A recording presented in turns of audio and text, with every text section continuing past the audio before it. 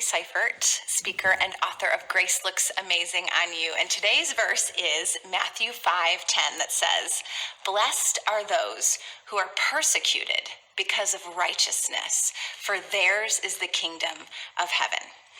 Now, this is the last line of what's called the Beatitudes, which actually is the introduction to an entire sermon that takes up 3 chapters in Matthew called the Sermon on the Mount. It's very famous. And so it's helpful to think he's building a whole discourse here. And the context is that right before he talks about this, the lame, the blind, the sick are coming to Jesus, and he puts his hands on them and he blesses them and he heals them.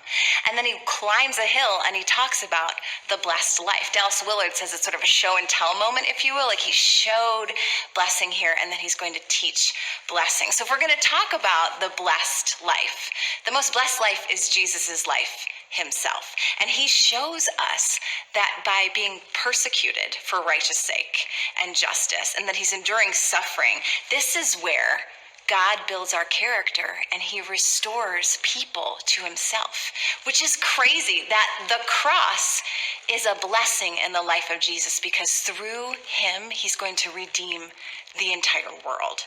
And so Jesus shows this way of blessing through miracles, and he teaches this way through the Sermon on the Mount, and he lives this way on the cross, and then he invites us to join him.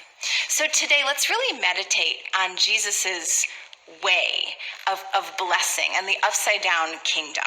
If we lay down our agenda and serve someone else today, this is where God's blessing and kingdom grows.